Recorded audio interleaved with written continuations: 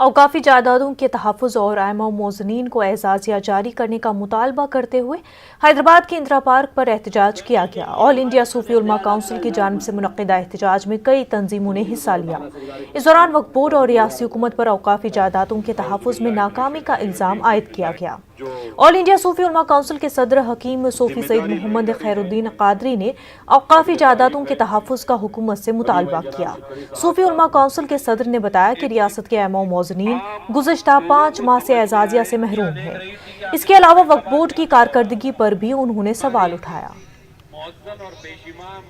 دھرنا چوک پر آل India صوفی علماء council کے ساتھ شہر کے 19 بڑے تنظیموں کی جانب سے ایک دھرنا منعقد کیا گیا اور اس کا مقصد یہی تھا کہ ہمارے اسٹیٹ کے ائمہ و موذنین کو جو حکومت کی جانب سے 5,000 روپے اعزازیے دیے جا رہے ہیں وہ 5 مہینے سے روک دیے گئے ہیں اور اس میں سے بعض کو دیے جاتے ہیں، بعض کو جو ہے نا 2-2, 3-3 مہینے بقایا رہتا ہے اور اس کے علاوہ 5,000 درخواستیں 2 سال سے پینڈنگ میں ہیں جو امام موذنین وقف بورڈ کے چکر لگاتے تھک گئے۔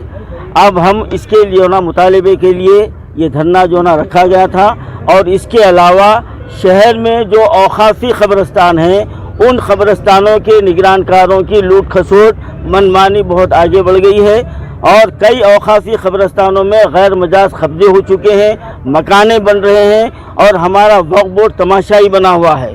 اور ستم ظریفی یہ ہے کہ ہمارا وقف بورڈ جہاں بھی کوئی زمین رہی فوری لیز پر دے رہے ہیں، حتیٰ کہ 2 ایکڑ قبرستان کی زمین کو بھی ہمارے چیئرمین صاحب لیز پر دے دیے۔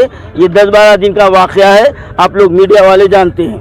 تو ہم اس دھرنے سے یہ پیغام دے رہے ہیں کہ اب وقف بورڈ کی کارکردگی پر سوالیہ نشان اٹھ چکا ہے۔ ہم KCR صاحب سے مطالبہ کرتے ہیں کہ فوری ائمہ موذنین کے اعزازیوں کو جاری کیا جائے اور 5,000 درخواستوں کی فوری یکسوئی کی جائے اور قبرستانوں کی حفاظت کی جائے اور میتوں کی منتقلی کے لیے 4 گاڑیوں کا انتظام کیا جائے اور موبائل غسل خانوں کا انتظام کیا جائے۔